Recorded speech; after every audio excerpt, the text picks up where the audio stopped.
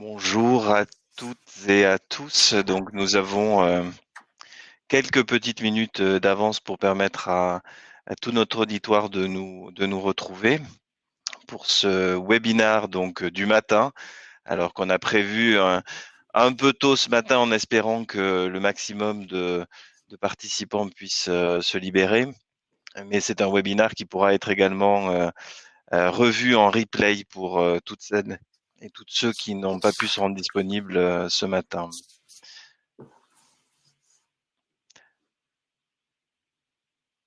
Je vais attendre peut-être, on va attendre les 9h30 avant de se présenter officiellement et puis de pouvoir démarrer avec Maroussia. On fait ça, une petite minute. Une petite minute, voilà, histoire éventuellement de prendre un verre d'eau, un petit café pour nous rejoindre et se mettre en condition.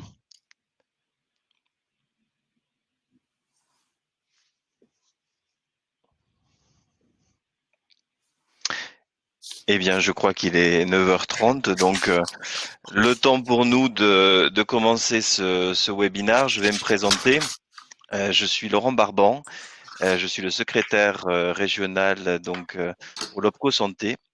L'OPCO Santé, c'est l'opérateur de compétences santé qui est dédié à tout l'univers sanitaire, social et médico-social, privé et associatif, les services de santé au travail interentreprise et le thermalisme. Pour aujourd'hui, bien entendu, le focus ce sera sur les EHPAD que nous accompagnons sur tous les enjeux emploi, formation, compétences, grâce à une équipe de conseillers qui peuvent intervenir sur toute l'Île-de-France. Et j'ai donc le plaisir de pouvoir animer ce webinaire avec Maroussia qui va se présenter maintenant. Bonjour Laurent, bonjour à tous. Je suis Maroussia Kravec, chargée de mission à l'Association régionale pour l'amélioration des conditions de travail en Île-de-France, qui fait partie du réseau ANACT, Agence nationale pour l'amélioration des conditions de travail, et qui, comme notre nom l'indique, a pour vocation d'améliorer les conditions de travail des salariés, notamment en agissant sur l'organisation du travail et les relations professionnelles, avec pour ambition affichée de concilier qualité de vie au travail des collaborateurs et performance de l'organisation. Merci Maroussia. Donc, nous sommes partenaires de l'ARACT Île-de-France depuis maintenant 2018, avec également l'aide de la Direct Île-de-France sur tout un programme d'accompagnement des EHPAD sur l'amélioration de la qualité de vie au travail. Et c'est vrai que cette crise sanitaire que vous connaissez, que vous vivez de manière extrêmement violente, donc a perturbé le déploiement de ce projet et nous a amené à revoir donc notre angle pour notre projet en commun. Et donc, on a bien conscience qu'aujourd'hui, vous avez à faire face à une situation extrêmement compliquée, éviter de nouvelles contaminations, gérer au mieux les différentes vagues donc de cette crise sanitaire. Et au travers de tous ces événements, nous allons essayer de trouver des moyens justement, grâce à un dispositif innovant, pour que vous puissiez renforcer vos équipes, pour que vous puissiez aussi attirer de nombreux résidents. Donc on va vous présenter aujourd'hui un dispositif qui est un dispositif innovant. C'est vraiment un dispositif qu'on a voulu intégrer avec l'ARACT Île-de-France, donc avec l'offre ARACT et l'offre de l'opérateur de compétences donc santé. Et c'est une offre qui est avant tout dédiée aux EHPAD, donc de moins de 250 salariés. Mais je sais que parmi vous, il y a également des établissements médico-sociaux et des établissements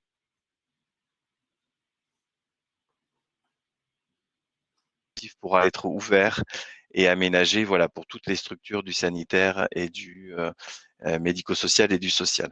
Voilà, je vais laisser maintenant Maroussia présenter ce dispositif innovant. Merci Laurent. Donc en effet, le dispositif que nous vous proposons aujourd'hui a été pensé comme un parcours qui s'adresse donc aux EHPAD et aux structures de moins de 250 salariés.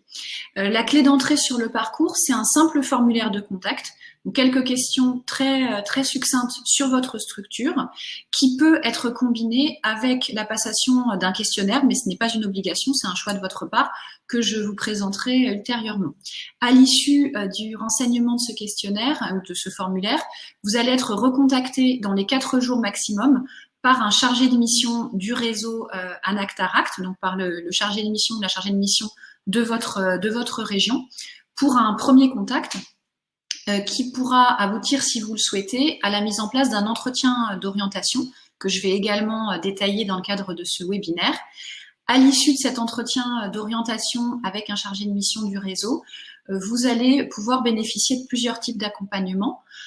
Une réorientation vers des ressources ou vers des organismes partenaires si nous n'avons pas les réponses aux questions que vous vous posez. La possibilité de bénéficier d'un appui flash succinct. On est sur un appui flash qui va de 0,25 à 1,25 jours si vous avez des questions assez techniques et un périmètre circonscrit de problématiques. Et vous pouvez également bénéficier d'un accompagnement approfondi qui prendra la forme, dans ce cas, de la prestation conseil RH que vous présentera Laurent Barban également dans le cadre de ce webinaire. Enfin, nous avons mis en place la possibilité de bénéficier d'accompagnements collectifs, nous y reviendrons également, qui prendront la forme, pour l'instant en tout cas, de web échanges.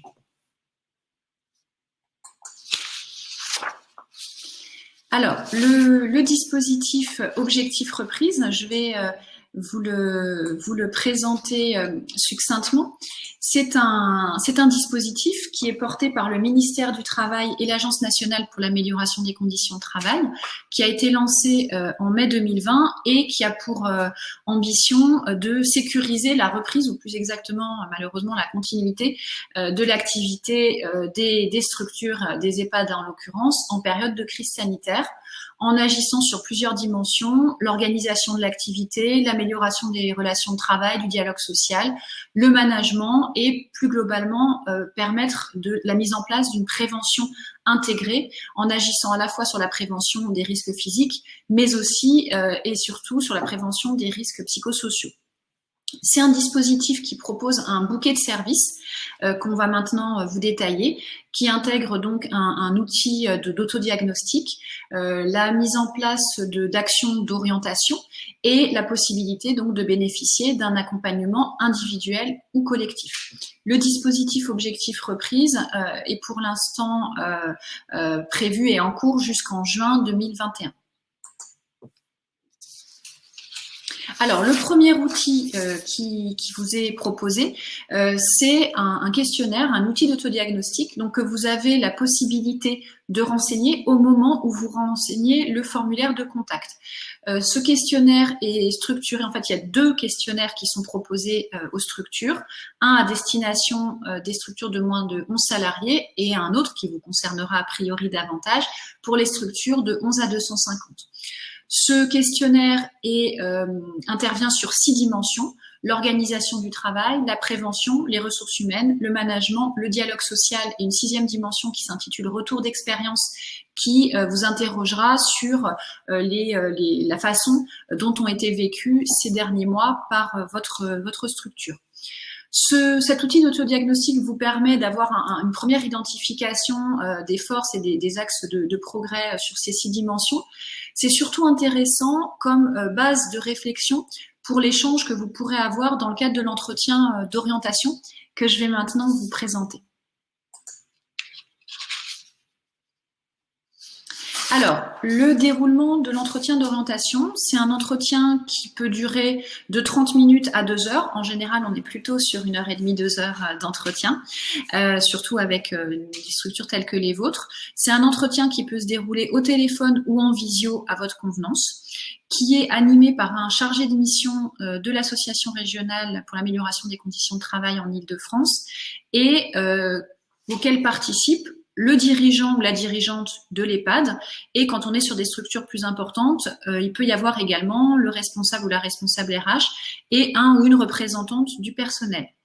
Ce qu'il faut savoir, c'est qu'en Île-de-France, tous les chargés de mission qui réalisent des entretiens d'orientation avec les EHPAD ou avec des structures médico-sociales sont des chargés de mission, experts donc en organisation du travail, en relations professionnelles, qui interviennent par ailleurs dans le secteur médico-social, donc qui ont une vraie connaissance de vos problématiques et de vos spécificités. L'entretien est structuré autour de 4 temps. Dans un premier temps, on va vous demander de présenter votre EHPAD, son contexte. On va surtout passer un temps important sur le retour sur le vécu de la crise sanitaire dans votre structure, en général autour de 4 temps, mais ça peut prendre des formes évidemment variées, le confinement, le déconfinement, la période estivale et la situation actuelle. Une troisième étape où on va enregistrer toutes vos problématiques et questions concrètes auxquelles vous êtes confrontés aujourd'hui. On insiste beaucoup sur le fait que dans le cadre du dispositif Objectif Reprise, toutes les questions et toutes les problématiques sont les bienvenues, y compris celles sur lesquelles on n'est absolument pas en expertise. Je prends l'exemple des problématiques financières qui malheureusement émergent très souvent dans le cadre du dispositif OR. C'est évidemment pas notre domaine d'intervention. Pour autant, on a des partenaires vers qui vous orienter si vous avez des problématiques sur ce champ. Et enfin, la quatrième dimension, c'est l'orientation. Donc, en fonction des questions que vous vous serez posées, nous identifierons et nous vous orienterons vers les bons partenaires en Île-de-France ou au niveau national, et surtout la possibilité donc de bénéficier d'un accompagnement que Laurent vous présentera bientôt. Alors, pour que vous ayez une petite idée du contenu des entretiens d'orientation tels qu'ils se sont déroulés récemment, ce qu'on peut dire, c'est que les entretiens les besoins en fait des structures que l'on accompagne ont beaucoup évolué depuis le début du dispositif. C'est vrai qu'en mai dernier, on était essentiellement sur des problématiques d'ordre financier. Aujourd'hui, on sent que les établissements ont besoin de retour d'expérience, de s'interroger collectivement avec leurs collaborateurs sur le management, sur les relations professionnelles, sur la coopération, sur le télétravail.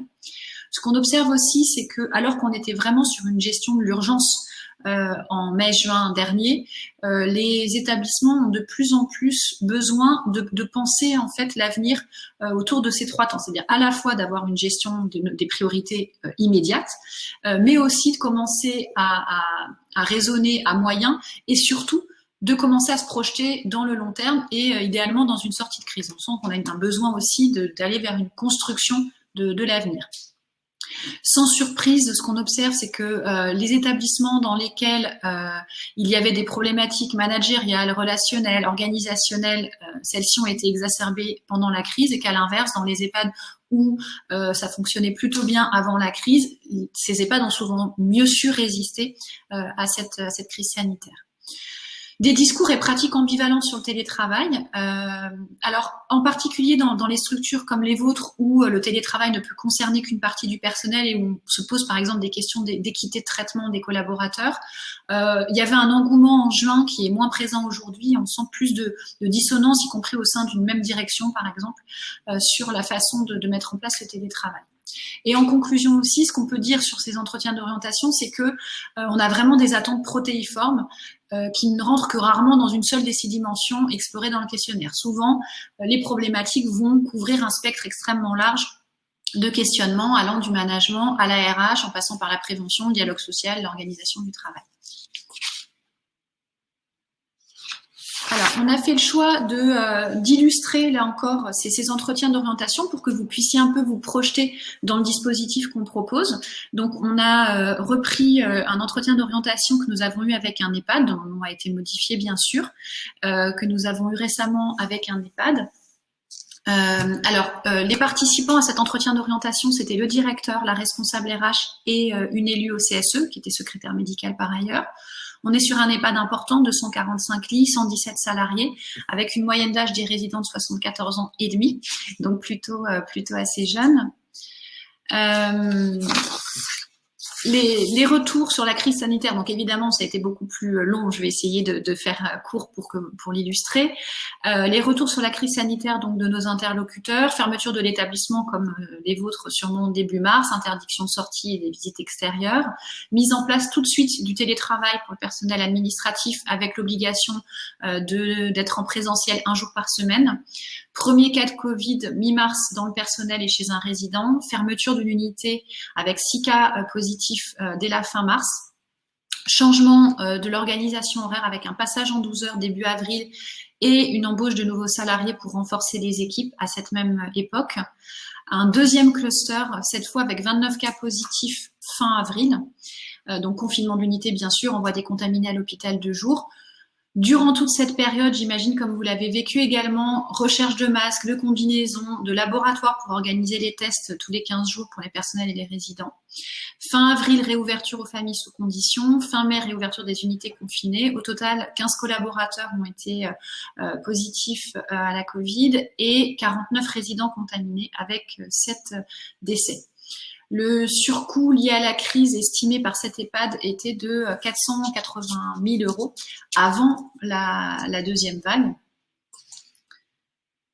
Le bilan alors les mesures mises en place par l'EHPAD, donc la mise en place d'une cellule de crise et de réunions d'équipe quotidiennes, mise en place également d'une assemblée générale du personnel très régulièrement, proposition d'une application permettant notamment au personnel vulnérable et n'étant pas en présentiel dans l'établissement de pouvoir communiquer avec leurs collègues, modification du document unique d'évaluation des risques, mise en place d'une cellule d'écoute avec 2 psychologues et donc d'un numéro vert pour les collaborateurs, robinet automatique, prise de température, lavage de mains, etc. Gardien à l'entrée 24 heures sur 24 pour éviter les sorties des résidents. Modification aussi de l'organisation du travail pour certains personnels comme la coiffeuse par exemple qui était en télétravail et qui du coup ne pouvait pas réaliser son activité, qui a proposé donc d'appeler les résidents tous les jours. Et enfin une communication très soutenue avec les familles bien sûr. Le bilan du point de vue de nos 3 interlocuteurs, donc là vous allez voir les éléments plutôt ressources positifs. On verra les éléments contraintes ensuite. Une grande solidarité, un renforcement des liens entre les équipes, une solidarité aussi avec l'extérieur. Globalement, une connexion autour d'un même objectif et un sentiment d'utilité qui a été complètement exacerbé. Aucun accident du travail pendant la période de confinement. Des décisions en AG qui ont permis d'instaurer une confiance et peu à peu d'effacer la peur de la part du personnel. Une rapidité dans la modification des plannings, dans les prises de décision qui a été saluée par le personnel. Un discours aussi bienveillant de la part de la direction, notamment vis-à-vis des personnels les plus anxieux. La possibilité donc pour les salariés en arrêt ou à distance de rester connectés pour ceux qui le souhaitaient bien sûr grâce à l'application. Une présence de la direction, le directeur a fait le choix de loger sur place pendant toute la crise qui a été saluée par les collaborateurs. Convivialité renforcée, multiplication des animations. Aussi un sentiment de liberté presque imposé, c'est un peu paradoxal, mais il nous disait on était obligé d'improviser, d'être créatif, et c'est quelque chose qui a été vécu positivement par les collaborateurs.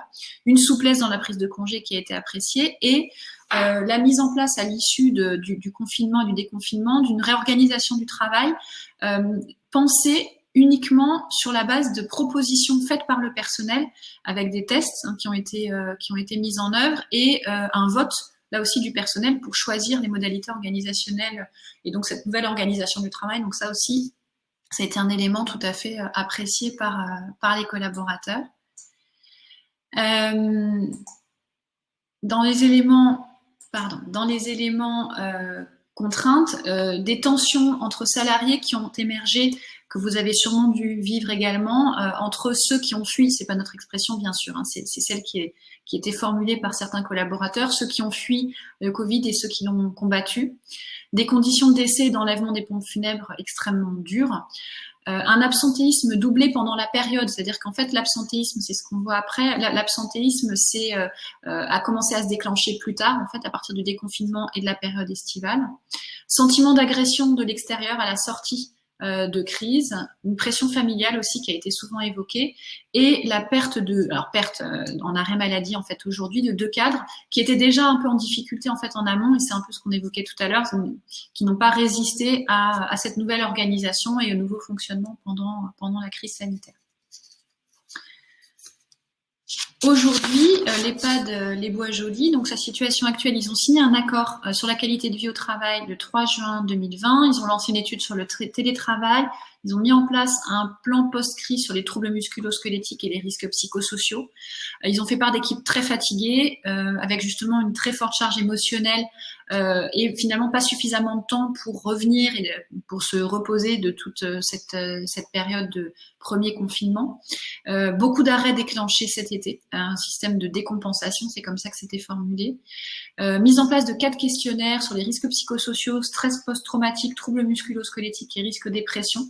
Un encouragement des équipes à écrire leurs ressentis. Et les questionnaires, comme les écrits, ont alimenté des espaces de discussion qui ont été animés à partir de septembre par des médiateurs extérieurs. Aujourd'hui, l'EHPAD bénéficie d'un accompagnement individualisé pour poursuivre l'expression des collaborateurs sur leurs ressentis au travail, pour prévenir les risques psychosociaux tout en maintenant un niveau élevé de prévention globale et surtout avec l'ambition, en mettant en place un accompagnement partagé avec l'ensemble des collaborateurs, de conserver et de pérenniser ces énergies fédératrices qu'ils avaient observées au début de la crise sanitaire et de trouver un sens et une direction commune. Voilà, je vais maintenant laisser la parole à Laurent pour présenter la prestation de conseil RH. Merci Maroussia. Alors, la prestation de conseil RH n'est pas à proprement parler un nouveau dispositif, hein. C'est un dispositif national et décliné en région par la directe, donc avec le concours des opérateurs de compétences. Mais c'est un dispositif là qui vraiment prend en compte les nouveaux enjeux générés par cette crise sanitaire. Maroussia l'a évoqué, par exemple, toutes les questions d'organisation du travail, le fait qu'il a fallu revoir les plannings pour organiser effectivement le respect des conditions sanitaires, des gestes barrières, de l'accueil des familles. La question du télétravail aussi qui a pu se poser pour certains publics salariés qui n'étaient pas directement au contact des résidents et qui pouvaient mettre en œuvre cette modalité.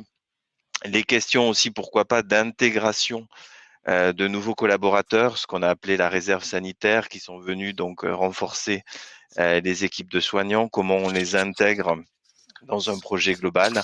Voilà, donc cette prestation conseil RH, je disais, revisiter quelque part avec les nouveaux enjeux de la crise sanitaire, nous l'apportons Opco Santé, donc avec le financement à 100% de la directe Île-de-France. Et vous avez donc la possibilité d'avoir deux modalités qui peuvent d'ailleurs se combiner, soit un accompagnement individuel, soit un accompagnement collectif. Dans les deux cas, la chance et l'opportunité actuelle, c'est de pouvoir avoir affaire à un consultant qui sera un consultant de votre choix, mais qui doit respecter un certain nombre de critères que nous, OPCO, allons vérifier. Par exemple, notamment sa capacité donc à exercer directement les prestations de conseil, la part également du chiffre d'affaires dans toutes ces activités de conseil, son expérience. Donc, vous pourrez vous adresser à nous euh, pour, euh, pour avoir un choix et un accompagnement sur ce cabinet de conseil. Et le budget disponible pour l'année 2020 est de 15 000 euros maximum hors taxe. Comment va se passer cette prestation RH?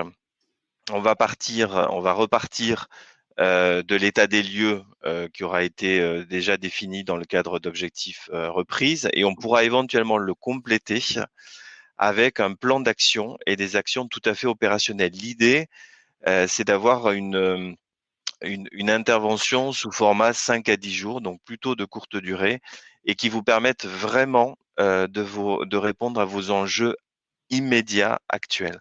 Donc de vous permettre de rebondir sur tous les enjeux que je viens d'évoquer.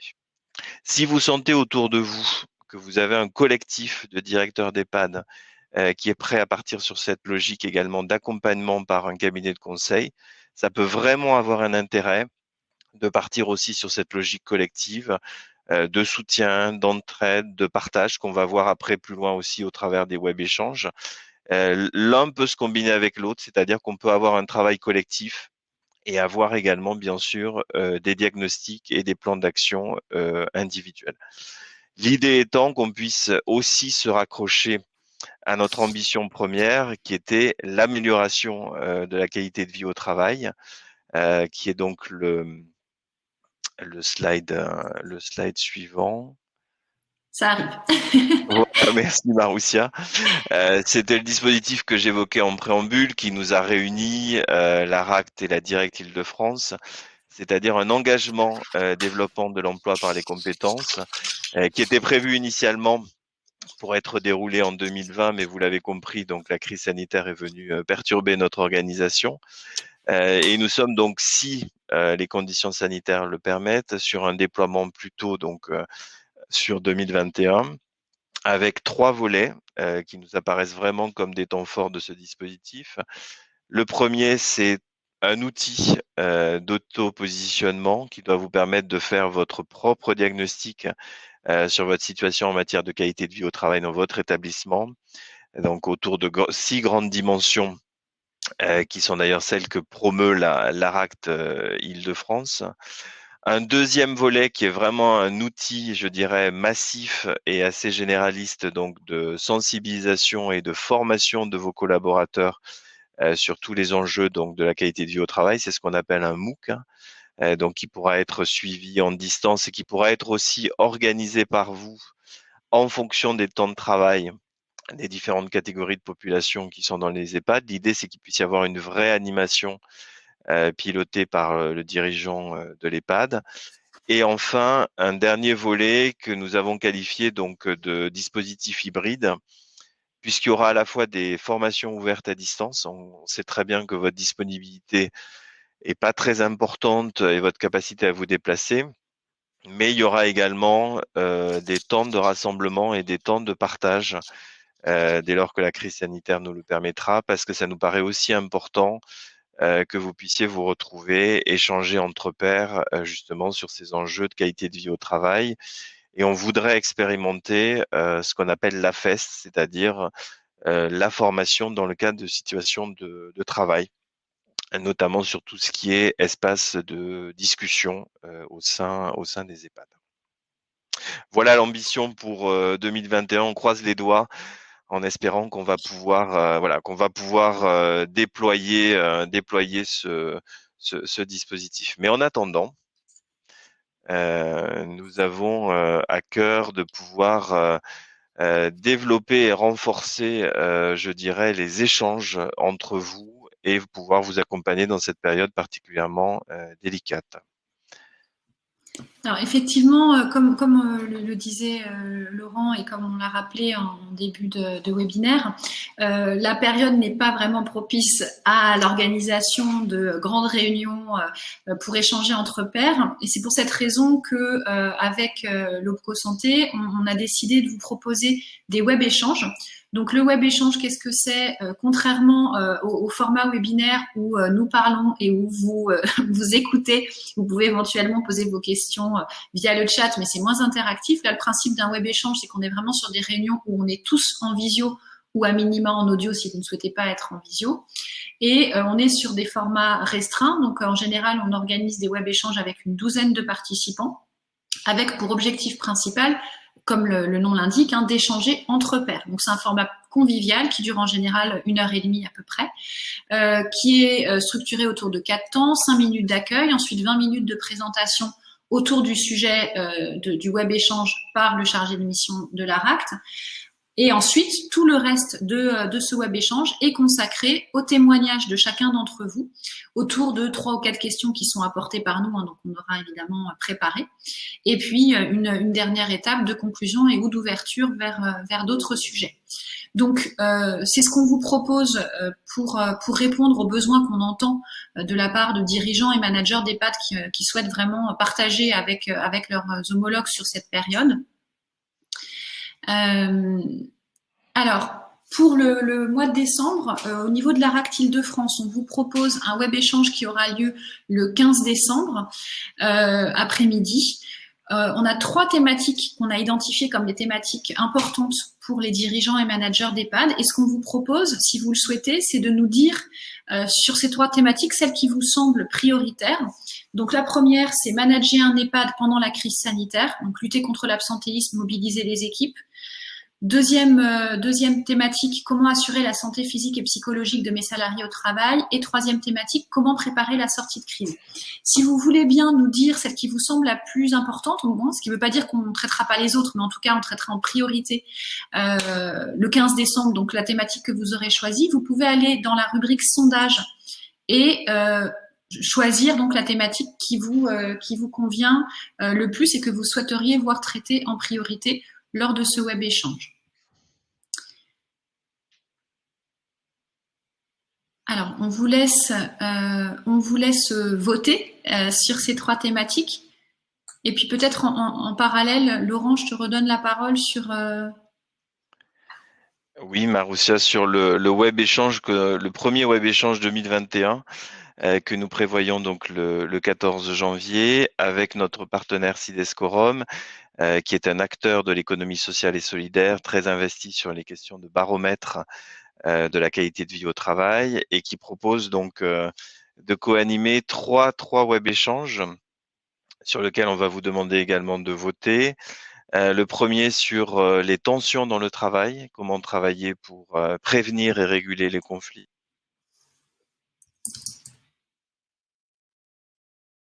Résoudre cette équation bien inconnue. Et enfin, le dernier sur le management collaboratif et si la crise nous donnait l'opportunité de nous transformer. Voilà, là aussi, quelques secondes pour vous permettre de faire un choix. Ce qui veut dire qu'ensuite, ce seront les 2 premières thématiques, mais on espère qu'on va pouvoir continuer sur la lancée en 2021, donc sur un rythme peut-être mensuel, si ce type de formule vous convient et convient au public EHPAD. Alors, je ne sais pas si on peut lire du coup les résultats. Alors, pour l'instant, ils sont encore en cours, il me semble. Ils sont en cours, oui. Alors, vous avez sur le slide qui apparaît en attendant les résultats de vos sondages, vous avez des liens vers trois éléments. Le premier, c'est le lien vers le formulaire dont je vous ai parlé pour entrer dans le dispositif Objectif Reprise. Si vous pensez que votre EHPAD pourrait bénéficier de cet accompagnement, il vous suffit de cliquer sur ce lien et vous aurez directement accès au formulaire très synthétique donc pour entrer dans le dispositif. Et vous avez également la possibilité de vous inscrire au web échange du 15 décembre et ou au web échange du 14 janvier, sachant que les places seront très limitées puisque, comme on vous le disait, on est autour d'une douzaine de participants. Donc, si vous souhaitez y participer, il vaut mieux vous inscrire assez rapidement.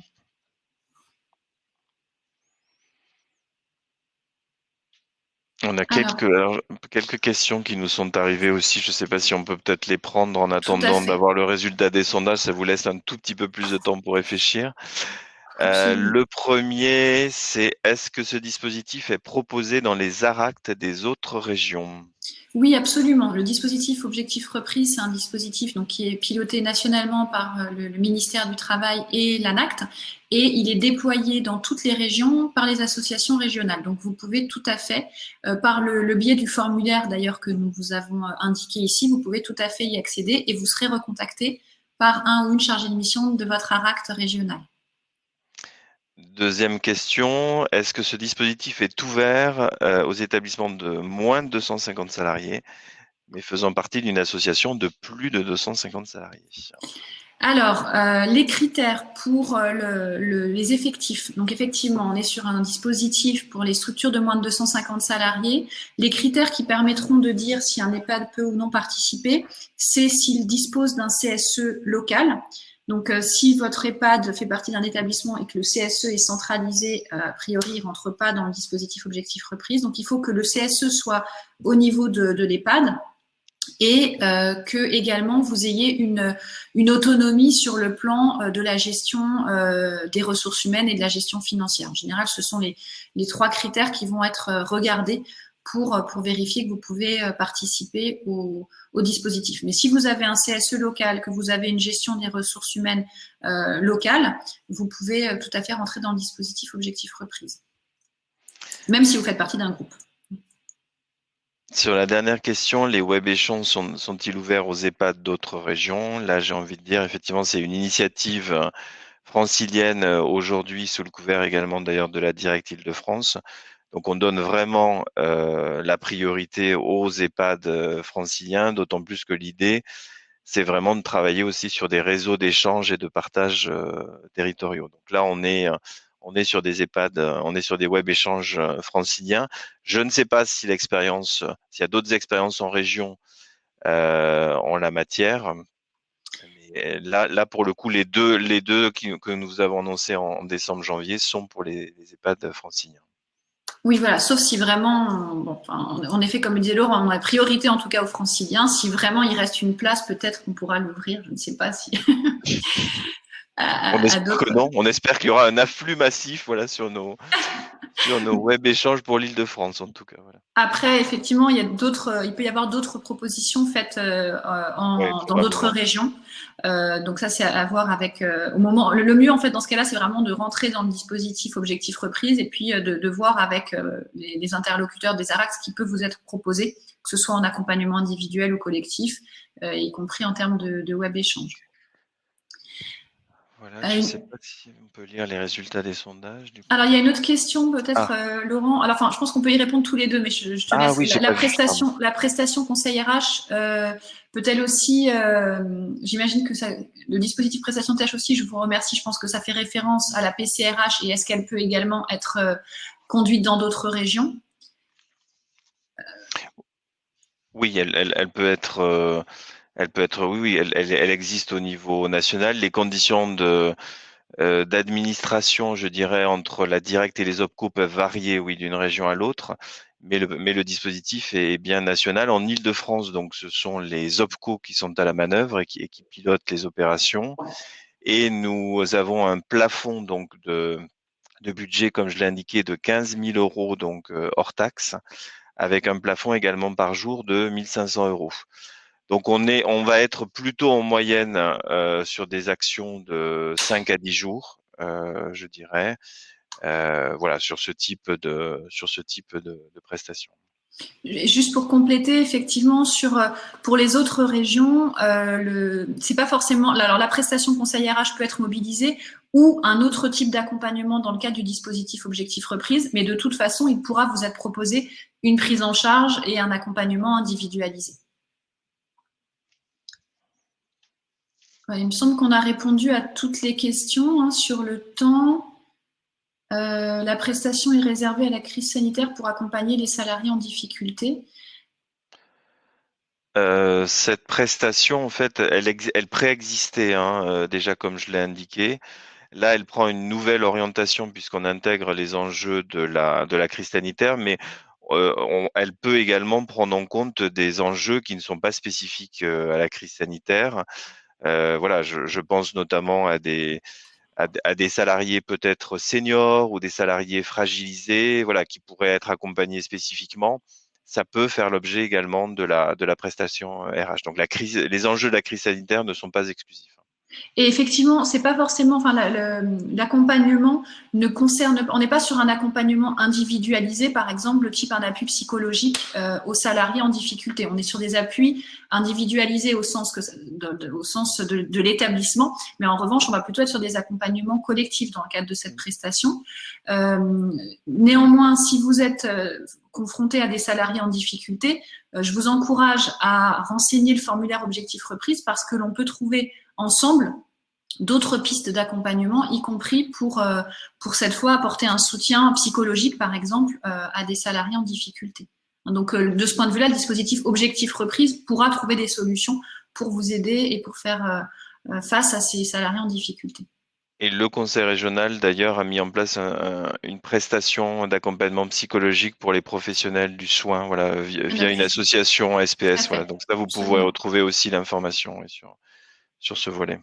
Absolument. Alors, je n'ai pas les sondages. Alors, qu'est-ce qui se Je sais pas passe? si on peut avoir le résultat, si on peut... Ah, partager les résultats. Alors, ouais, on a les résultats effectivement qui apparaissent. Ah, enfin pour le 13 décembre, Bon, on va il y a devoir faire égalité. 2 web échanges. C'est ça. Donc, D'accord. et pour le 14 janvier, par contre, c'est le management collaboratif. Donc, c'est la troisième possibilité qui recueille donc le plus de voix. Et si la crise nous donnait l'opportunité de nous transformer. Ah bah Très voilà, bah bien. ça peut être Merci beaucoup. un joli mot de conclusion, en tout cas pour ce webinaire. Merci beaucoup pour votre participation active à ce webinaire. J'étais Merci à ravi toutes et tous.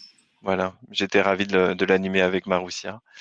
Et puis, on espère vous retrouver donc de toute façon pour les prochains web échanges de décembre et janvier. Et vous Merci pouvez, Laurent, merci à tous.